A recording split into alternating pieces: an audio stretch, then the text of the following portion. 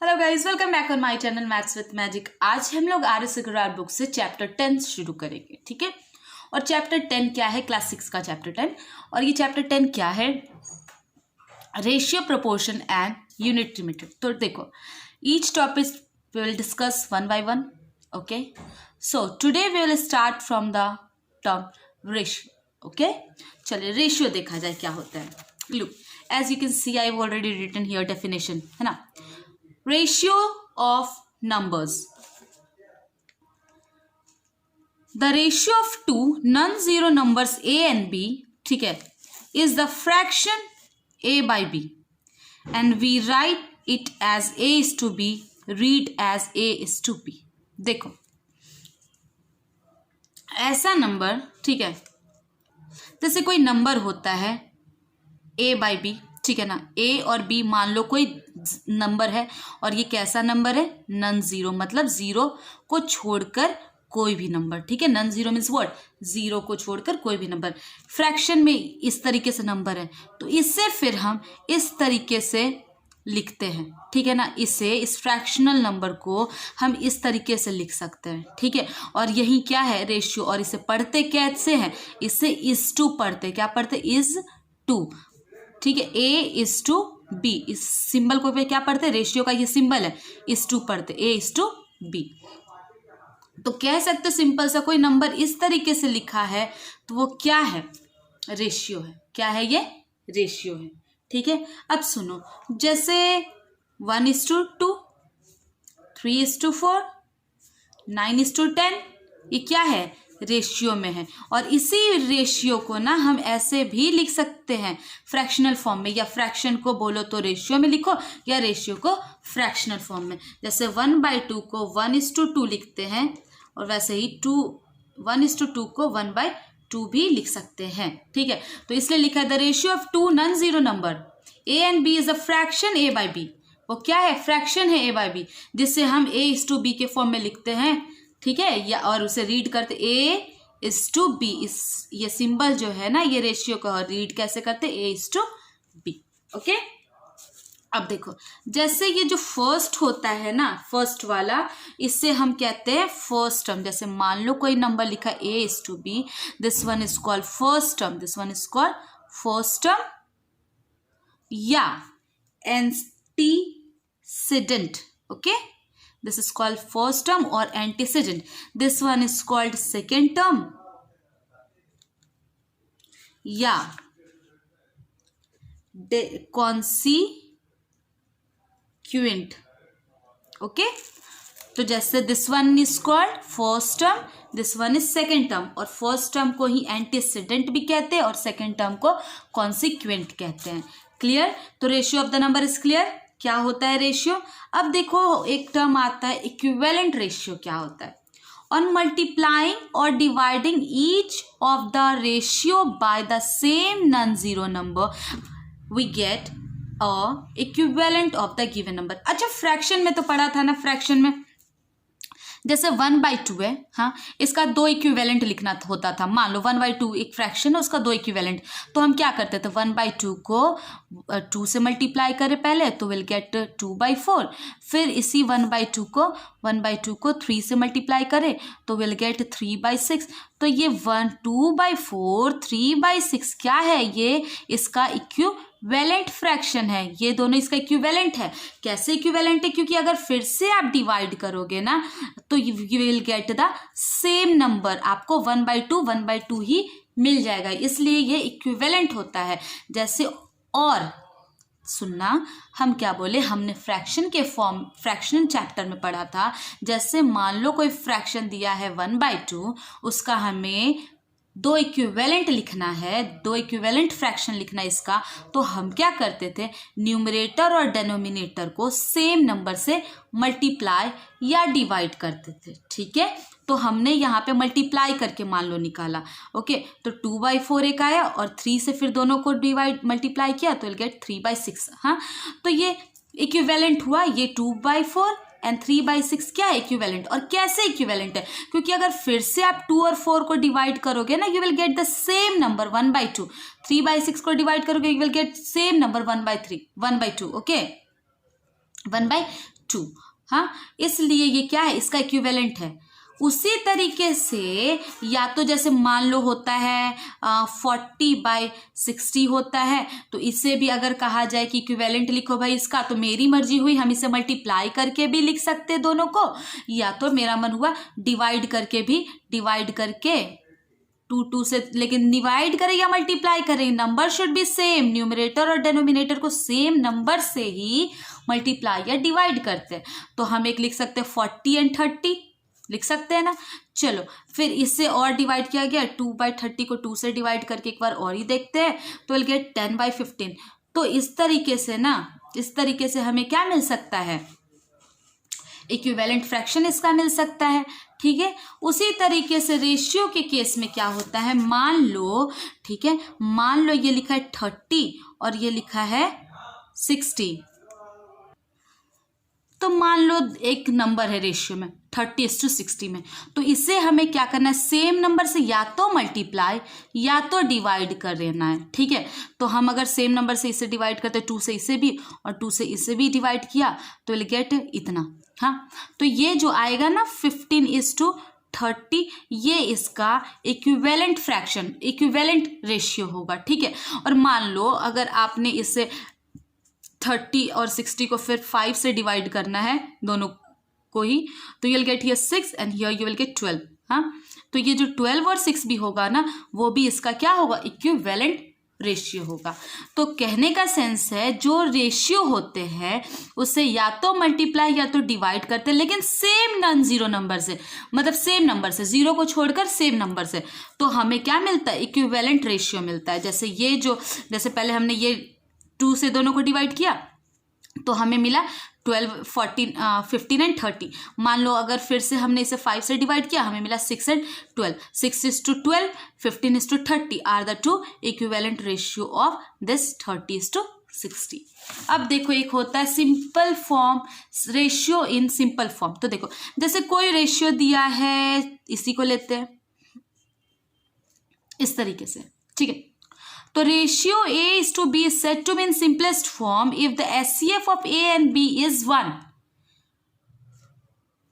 कोई number A और B, कोई रेशियो में नंबर A और B, वो दोनों सिंपलेस्ट फॉर्म में तभी कहलाएगा जब उन दोनों का HCF क्या आ जाए, 1, या कह सकते हो कि दोनों 1 के अलावा किसी से और ना डिविजिबल हो। ठीक है, कह सकते हैं कि वो दोनों नंबर 1 के अलावा किसी से और डिविजिबल ना हो।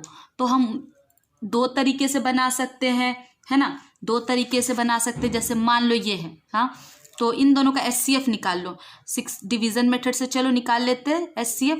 तो देखो यहाँ क्या आया, ये HCF हो गया इन दोनों का। HCF के केस में ये नहीं होता है, ये होता है 30 इज द HCF। तो इस 30 एंड 60 को, 30/60 को जो HCF आया ना, उससे डिवाइड करेंगे, will get 1 and here will get what, 2। तो ये जो आया, अब 1:2, इस फ्रैक्शन को इस फॉर्म में लिख सकते हैं 1:2। ये जो आया ना, ये अब किस फॉर्म में हो गया, सिंपलेस्ट फॉर्म में, क्योंकि अब इन दोनों का 1 के अलावा कुछ HCF नहीं होगा। ठीक है, या तो इतना लेंदी नहीं जाना तो आपकी मर्जी, जैसे 30:60 लिखा है, तो आप देखो किस नंबर, कॉमन नंबर से दोनों डिविजिबल हो सकता है। चलो, 2 से ये डिविजिबल होगा 15 टाइम में, और 2 से ये डिविजिबल होगा 30 टाइम में। अगेन ये दोनों अभी भी किसी नंबर से डिविजिबल है। चलो 5 से, 3 से भी है, लेकिन मेरा मन किया 5 से। 5 से ये कट करें कितनी बार में, सॉरी 3 टाइम्स में, एंड ये 6 टाइम में। क्या 3 और 6 अभी भी डिविजिबल है? हाँ, ये एक बार में और ये 2 बार में। तो आंसर, अब देखो 1 और 2 क्या किसी से डिविजिबल है 1 के अलावा? नो। तो 1:2 is the simplest form of this ना। ठीक है, और इन दोनों का अब 1 के अलावा कोई कॉमन फैक्टर नहीं होगा या HCF नहीं होगा। ओके, तो कह सकते हो सिंपलेस्ट फॉर्म का सिंपल सा लैंग्वेज में हम समझ सकते हैं कि ऐसा नंबर जिसका 1 के अलावा कोई कॉमन फैक्टर हो ही ना, HCF यानी क्या, कॉमन फैक्टर 1 के अलावा कुछ हो ही ना। ठीक है, हाईएस्ट कॉमन फैक्टर क्या, 1, उसके अलावा कुछ ना हो तो वो सिंपलेस्ट फॉर्म में हो गया। तो देखो जब हमने तोड़ते तो ब्रेक करते हुए लाया तो 1:2। अब इसके अलावा इसका कुछ भी सिंपलेस्ट फॉर्म में नहीं हो सकता और फर्दर ये डिविजिबल 1 और 2 नहीं है। ठीक है, तो ये क्या हो गया, सिंपलेस्ट फॉर्म में। Okay, now let's discuss some question from your exercise. Look, find each of the following ratio in the simplest form. Means ये जो दिया है रेशियो, इसे हमें सिंपलेस्ट फॉर्म में लाना है। पहला लिखा है 24:56, बड़ा इजी, इसमें तो यूनिट है नहीं, है ना। तो चलो 24 and 56 लिख लेते हैं। बताओ ये किस कॉमन नंबर से दोनों जा सकता है। 2 के टेबल में ये 12 टाइम में और ये 28 टाइम्स में। अभी भी 2 के टेबल से ये 6 टाइम में और ये 14 टाइम में। 2 के टेबल में ये 3 टाइम में और ये 7 टाइम में। Final answer will be what. अब ये 3 और 5 7 तो डिविजिबल है नहीं, तो 3:7 is the final answer. Okay, अब देखो सेकेंड नंबर इसका देखो 84 पैसे एंड 3 रुपीज। लुक, इसमें क्या है ना, यूनिट दिया है, यानी पैसे और रुपीज यूनिट दिया है। तो हम ना जब यूनिट अलग अलग हो, जैसे पैसा है और ये रुपया है, तो ऐसे रेशियो नहीं फाइंड होता है, हमें सेम में लाना होगा। जैसे और ऑलवेज व्हाट टू डू कि ग्रेटर यूनिट को स्मॉलर में चेंज करो, ग्रेटर को स्मॉलर में चेंज करो। तो ग्रेटर क्या है, पैसा बड़ा या रुपया बड़ा, रुपया बड़ा, तो रुपया को क्या कर दो, कन्वर्ट कर दो पैसे में। तो चलो 84 पैसे तो हो गए यहाँ पे, लेकिन इस 3 रुपीज को अगर 100 से मल्टीप्लाई कर देंगे तो क्या आ जाएगा, 84 पैसे और ये क्या आ गया 300 पैसे। क्लियर, अब दोनों पैसे पैसे में आ गया। देखो ये अलग अलग यूनिट था, तो हमने रुपीस को भी क्या कर दिया, पैसे में चेंज किया। तो पैसे में जब चेंज करेंगे तो 100 से मल्टीप्लाई करेंगे, तो here 300 and here 84। Okay, now what to do कि देखो कॉमन नंबर, ये दोनों किस कॉमन नंबर से डिविजिबल है। हाँ, तो अगर 2 से देखा जाए तो विल गेट 42 और इधर 2 से देखा जाए तो 150। ओके, फिर से 2 से डिवाइड करते हैं, will get 21 and here divide करेंगे विल गेट 75। ओके, अब 2 से तो हो नहीं सकता डिविजिबल, 3 से हो सकता है क्या, हाँ, ये 7 टाइम में, और 3 से इसे डिवाइड करेंगे तो 25। क्या अभी भी ये दोनों कॉमन किसी नंबर से डिविजिबल होगा 1 के अलावा, नो।